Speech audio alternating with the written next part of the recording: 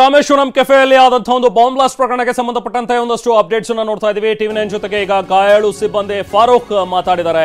ಒಂದಷ್ಟು ಜನ ಗಾಯಾಳುಗಳು ಈಗಾಗಲೇ ಚಿಕಿತ್ಸೆಯನ್ನು ಪಡಿತಾ ಇದ್ದಾರೆ, ಆಸ್ಪತ್ರೆಯಲ್ಲಿದ್ದಾರೆ, ಚಿಕಿತ್ಸೆಗೆ ಒಳಗಾಗಿದ್ದಾರೆ. ಟಿವಿ9 ಜೊತೆಗೆ ಗಾಯಾಳು ಸಿಬ್ಬಂದಿ ಫಾರೂಕ್ ಮಾತಾಡಿದ್ದಾರೆ. ಘಟನೆ ಬಗ್ಗೆ ಮಾಹಿತಿಯನ್ನ ಬೆಚ್ಚಿದ್ದಾರೆ ಗಾಯಾಳು ಫಾರೂಕ್. ಹೇಗಾಯ್ತು ಆ ಒಂದು ಘಟನೆ ಅನ್ನುವಂಥದ್ರ ಬಗ್ಗೆ ಮಾತಾಡಿದರೆ, ನನ್ನ ಪಾಡಿಗೆ ನಾನು ಕೆಲಸ ಮಾಡ್ತಾ ಇದ್ದೆ, ಆ ಟೈಮ್ನಲ್ಲಿ ಆದಂತಹ ಒಂದು ಘಟನೆ ಇದು ಅನ್ನುವಂಥದ್ದು. ಆತ ಏನು ಹೇಳಿದಾನೆ ಬನ್ನಿ ನೋಡೋಣ.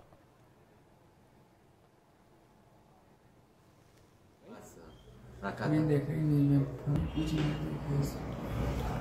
वो बैग में लेके आया था, नहीं देखा भाई, रखा मैंने था। देखा ही नहीं, मैं फोन पे बात कर रहा था। हाँ हाँ हाँ हाँ, मैं कुछ देखा ही नहीं। ब्लैक कलर बैग आती है। क्या करता था वो टाइम में आप? काम कर रहा था उधर। How many years in work? कितने साल से उधर? कितने साल से उधर? 1 साल मैंने 1 साल। उसके बाद क्या हुआ भाई? आपको कुछ दिखा क्या? नहीं कुछ। ನೀವು ಪೋಷಕರಾಗಲು ಕಾಯುತ್ತಿದ್ದೀರಾ? ಚಿಂತಿಸದಿರಿ. ಓಯಾಸಿಸ್ ಫರ್ಟಿಲಿಟಿ 90,000 ದಂಪತಿಗಳ ಜೀವನದಲ್ಲಿ ಸಂತೋಷವನ್ನು ತಂದಿದೆ. 7825893601ಗೆ ಕರೆ ಮಾಡಿ. ಅತ್ಯದ್ಭುತ ರಿಯಾಯಿತಿ ಪಡೆಯಿರಿ ಹಾಗೂ ಎಲ್ಲರಿಗೂ ಗುಡ್ ನ್ಯೂಸ್ ಕೊಡಿ. कुछ नहीं देखा, मैं तो उधर गिर गया था। बाद बाद में मेरे को कुछ मालूम ही नहीं। कौन इधर लेके आया ये सब कुछ भी नहीं।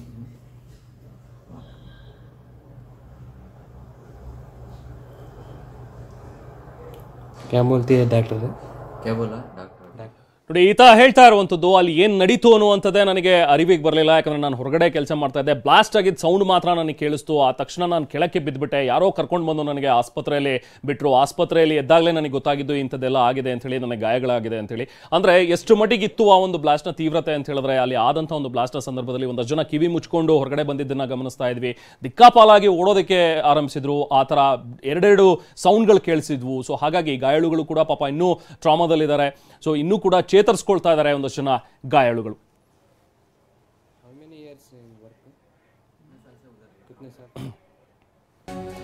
ಇನ್ನು ರಾಮೇಶ್ವರಂ ಕೆಫೆಯಲ್ಲಿ ಬಾಂಬ್ ಸ್ಫೋಟ ಪ್ರಕರಣಕ್ಕೆ ಸಂಬಂಧಪಟ್ಟಂತೆ ಈಗ ರಾಜಾಜಿನಗರದ ರಾಮೇಶ್ವರಂ ಕೆಫೆಗೂ ಕೂಡ ಸ್ವಲ್ಪ ಎಫೆಕ್ಟ್ ತಟ್ಟಿರುವಂಥದ್ದನ್ನ ನಾವು ನೋಡ್ತಾ ಇದ್ದೀವಿ. ರಾಜಾಜಿನಗರದಲ್ಲೂ ಕೂಡ ಒಂದು ರಾಮೇಶ್ವರಂ ಕೆಫೆ ಏನಿದೆ, ಅಲ್ಲಿ ಸ್ವಲ್ಪ ಗ್ರಾಹಕರ ಸಂಖ್ಯೆ ಕುಸಿದಿದೆ.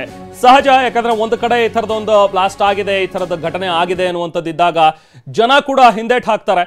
ಸೊ ರಾಜಾಜಿನಗರದ ಕೆಫೆಯಲ್ಲಿ ಗ್ರಾಹಕರ ಸಂಖ್ಯೆ ಕೂಡ ಕುಸಿದೆ. ಸದಾ ಜನರಿಂದ ತುಂಬಿರ್ತಾ ಇದ್ದಂತಹ ಒಂದು ರಾಮೇಶ್ವರಂ ಕೆಫೆ, ಬಟ್ ಗ್ರಾಹಕರು ಈಗ ಅಲ್ಲಿ ತುಂಬಾ ಕಮ್ಮಿ ಸಂಖ್ಯೆಯಲ್ಲಿದ್ದಾರೆ. ಸ್ಥಳದಲ್ಲಿ ನಾವು ಪ್ರತಿನಿಧಿ ವಿನಯ್ ಕಾಶ್ಯಪ್ನವರಿದ್ದಾರೆ, ಮತ್ತಷ್ಟು ಮಾಹಿತಿಯನ್ನು ಪಡಿತಾ ಹೋಗೋಣ. ವಿನಯ್, ಬಹುಶಃ ಸಹಜ ಅಂತ ಅನ್ಸುತ್ತೆ, ಯಾಕಂದ್ರೆ ನಿನ್ನೆಯಷ್ಟೇ ಆದಂತಹ ಒಂದು ಬಾಂಬ್ ಬ್ಲಾಸ್ಟ್ ಕುಂದಲಹಳ್ಳಿಯಲ್ಲಿ ಆಗಿರಬಹುದು, ಅಲ್ಲಿನ ರಾಮೇಶ್ವರಂ ಕೆಫೆಯಲ್ಲಿ ಆಗಿದ್ರು ಕೂಡ ಬೇರೆ ಬ್ರಾಂಚ್ಗಳಲ್ಲೂ ಕೂಡ ಬಹುಶಃ ಎಫೆಕ್ಟ್ ಕಾಣಸಿಗುತ್ತೆ ಅಂತ ಅನ್ಸುತ್ತೆ. ನೀವಿರುವಂತಹ ಒಂದು ಜಾಗದಲ್ಲಿ ಸೊ ಹೇಗಿದೆ? ಗ್ರಾಹಕರ ಸಂಖ್ಯೆ ನಿಜಕ್ಕೂ ಕೂಡ ಕಮ್ಮಿ ಆಗಿದೆಯಾ?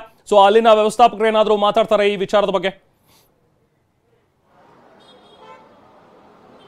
ಖಂಡಿತ ರೆಹಮಾನ್, ಸದ್ಯ ನಿನ್ನೆ ಆಗಿರುವಂತಹ ಬಾಂಬ್ ಸ್ಫೋಟ ಪ್ರಕರಣ ಇಡೀ ಬೆಂಗಳೂರಿಗರನ್ನೇ ಒಂದು ರೀತಿಯಿಂದ ಆತಂಕ, ಬೆಚ್ಚಿ ಬೀಳಿಸುವಂಥದ್ದು ಮತ್ತು ಭಯ ಬೀಳಿಸುವಂತಹ ಘಟನೆಗೆ ಸಾಕ್ಷಿಯಾಗಿರುವಂಥದ್ದು.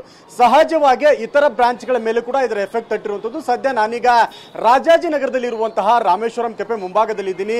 ತೋರಿಸ್ತಾ ಹೋಗ್ತೀನಿ ಹೇಗಿದೆ, ಜೊತೆಗೆ ಇಲ್ಲಿ ಚಿತ್ರಣ ಹೇಗಿದೆ, ಯಾವ ರೀತಿಯಾಗಿ ಇಲ್ಲಿ ವಾತಾವರಣ ಕಂಡು ಬರ್ತಾ ಇದೆ ಅಂತ ಹೇಳಿ. ಮೊದಲನೇದಾಗಿ ಕೆಲವೊಂದಿಷ್ಟು ಬದಲಾವಣೆಗಳನ್ನು ಮಾಡ್ಕೊಂಡಿರುವಂಥದ್ದು. ಸೆಕ್ಯೂರಿಟಿಗಳನ್ನು ಕೂಡ, ಅಂದ್ರೆ ಆಡಳಿತ ಮಂಡಳಿಯೇ ಕೊಂಚ ಅಲರ್ಟ್ ಆಗಿರುವಂಥದ್ದು. ಬರುವಂತಹ ಗ್ರಾಹಕರನ್ನ ನಿಗಾ ವಹಿಸುವುದಕ್ಕಾಗಿ ಎರಡೂ ಭಾಗಗಳಲ್ಲೂ ಕೂಡ ಸೆಕ್ಯೂರಿಟಿಯನ್ನ ಡೆಫಿಟ್ ಮಾಡಿ, ಅಂದ್ರೆ ಅಲ್ಲಿ ಮುಂಭಾಗದಲ್ಲಿ ಅವರನ್ನ ನಿಯೋಜನೆ ಮಾಡಿರುವಂಥದ್ದು. ಒಂದು ರೀತಿಯಂತಹ ಅಲರ್ಟ್ ಆಗಿರುವಂಥದ್ದು. ಯಾವುದೇ ರೀತಿಯಂತ ಗ್ರಾಹಕರು ಬರೋದಾಗ್ಲಿ, ಜೊತೆಗೆ ಒಂದು ರೀತಿಯ ವರ್ತನೆಗಳಲ್ಲಿ ಬದಲಾವಣೆ ಕಾಣಿಸ್ಕೊಳ್ಳುವಂಥದ್ದು, ಇದನ್ನೆಲ್ಲವನ್ನು ಕೂಡ ಮಾನಿಟರ್ ಮಾಡುವ ದೃಷ್ಟಿಕೋನದಿಂದ ಹೆಚ್ಚು ಸೆಕ್ಯೂರಿಟಿಗಳನ್ನು ಕೂಡ ಆಡಳಿತ ಮಂಡಳಿ ಹಾಕೊಂಡಿರುವಂಥದ್ದು. ಇದರ ಜೊತೆಗೆ ನೀವು ನೋಡಬಹುದು ದೃಶ್ಯಗಳು ಹೇಗಿದೆ ಅಂತ ಹೇಳಿ.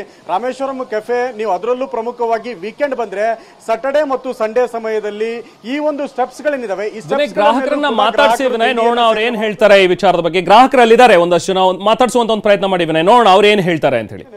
ಮಾತಾಡ್ತೀನಿ ರೆಹಮಾನ್, ಅವರ ಅಭಿಪ್ರಾಯವನ್ನ ಕೇಳ್ತೀನಿ, ಏನ್ ಹೇಳ್ತಾರೆ ಅಂತ ಕೇಳ್ತೀನಿ. ಸರ್, ರಾಮೇಶ್ವರಂ ಕೆಫೆಗೆ ಯಾವಾಗಿಂದ ಬರ್ತಿದ್ದೀರಿ? ಜೊತೆಗೆ ಇವತ್ತಿನ ವಾತಾವರಣ ಹೇಗೆ ಕಾಣಿಸ್ತಿದೆ ನಿಮ್ಗೆ? ರಾಮೇಶ್ವರಕ್ಕೆ ನಿನ್ನೆಗೆ 1 ವರ್ಷ ಆಯ್ತು. ನಾವು ಕಳೆದ 1 ವರ್ಷದಿಂದನೂ ಈ ರಾಮೇಶ್ವರಕ್ಕೆ ಇಲ್ಲಿ ಬರ್ತಾ ಇದ್ದೀವಿ.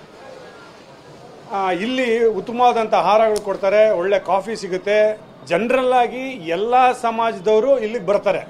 ಏನೋ ಇಲ್ಲಿ ಬಂದರೆ ಒಂದು 10-15 ನಿಮಿಷ ಒಂದು ಸ್ವಲ್ಪ ಒಂಥರ ಏನೋ ನೆಮ್ಮದಿ ಸಿಗ್ದಂಗೆ ಕಾಫಿ ಗಿಫಿ ಕುಡ್ಕೊಂಡು ತಿಂಡಿ ತಿನ್ಕೊಂಡು ಹೋಗ್ತಾರೆ ಜನಗಳು. ನಿನ್ನೆ ಇನ್ಸಿಡೆಂಟ್ ಆದ್ಮೇಲೆ ಇವತ್ತಿನ ಜನಸಂಖ್ಯೆ ಹೇಗೆ ಕಾಣಿಸ್ತದೆ? ಗ್ರಾಹಕರು ಹೆಚ್ಚಾಗಿ ಕಾಣಿಸ್ತಿದ್ದಾರೆ ಸರ್. ಕುಂದಲಹಳ್ಳಿ ಗೇಟಲ್ಲಿ ನಿನ್ನೆ ನಡೆದಂಥ ಘಟನೆ ಇವತ್ತು ಭಾರತದ ಅಂತ ಸೆನ್ಸೇಷನ್ ನ್ಯೂಸ್ ಆಗಿದೆ ನಿಜ. ಆದರೆ ಬೆಂಗಳೂರು ಶಾಂತಿಗೆ ಇನ್ನೊಂದು ಹೆಸರೇ ಬೆಂಗಳೂರು. ಇವತ್ತು ರಾಜಾಜಿನಗರ ಕೆಫೆ ರಾಮೇಶ್ವರ ಕೆಫೆಲಿದ್ದೀವಿ. ಇಲ್ಲಿ ಏನೇ ನೆನ್ನೆಗೂ ಇವತ್ತಿಗೂ ಏನೂ ಆಗಿಲ್ಲ. ಏನು ನೆನ್ನೆ ಬಂದಂಥ ಗ್ರಾಹಕರು ಇವತ್ತು ಬಂದಿದ್ದಾರೆ. ಇಲ್ಲಿ ಯಾವುದಾದಂಥ ತೊಂದರೆನೂ ಇಲ್ಲ, ಏನಿಲ್ಲ, ಆರಾಮಾಗಿದ್ದಾರೆ. ಕೊಂಚ ಮಟ್ಟಿಗೆ ಆತಂಕ ಭಯ ಇದ್ರೂ ಕೂಡ ಸಹಜವಾಗಿ ಬರುವಂತಹ ಗ್ರಾಹಕರು ಬರ್ತಾ ಇದ್ದಾರೆ. ಆದರೆ ಕೆಲವೊಂದಿಷ್ಟು ಸಂಖ್ಯೆಯಲ್ಲಿ ಗ್ರಾಹಕರ ಸಂಖ್ಯೆಯಲ್ಲಿ ಕಡಿಮೆ ಆಗಿದೆ, ಬರುವಂತವರ ಸಂಖ್ಯೆ ಕಡಿಮೆ ಆಗಿದೆ. ಯಾಕಂದ್ರೆ ಸಹಜವಾಗಿ ಒಂದು ಆತಂಕ ಇರುತ್ತೆ, ಒಂದು ರೀತಿಯಿಂದ ಭಯ ಇರುತ್ತೆ, ಅಳುಕಿರುತ್ತೆ, ಹೇಗೆ ಏನು ಅನ್ನೋಂಥ ಒಂದು ಭೀತಿ ಇರುತ್ತೆ. ಹೀಗಾಗಿ ಅದರ ನಡುವೆ ಇವತ್ತು ಕೂಡ ಕೆಲವೊಂದಿಷ್ಟು ಗ್ರಾಹಕರು ಸಹಜವಾಗಿ ಬರುವಂತಹ ಗ್ರಾಹಕರು ಬರ್ತಾ ಇದ್ದಾರೆ. ಆದ್ರೆ ವೀಕೆಂಡ್ ಅಲ್ಲಿ ಕಂಡು ಬರ್ತಾ ಇದ್ದಂಥದ್ದು, ಜೊತೆಗೆ ಸಾಮಾನ್ಯವಾಗಿ ಬೆಳಗಿನ ಟೈಮ್ ಅಲ್ಲಿ ಕಂಡು ಬರ್ತಾ ಇರುವಂತಹ ಆಗಿರ್ಬೋದು, ಗ್ರಾಹಕರ ಸಂಖ್ಯೆ ಆಗಿರ್ಬೋದು, ಅದು ಯಾವುದು ಕೂಡ ಇವತ್ತು ಕಂಡು ಬರ್ತಾ ಇಲ್ಲ. ರೆಹಮಾನ್. ರೈಟ್ ವಿನಯ್, ಮತ್ತಷ್ಟು ಮಾತಾಡ್ತೀನಿ ನಾನೀಗ.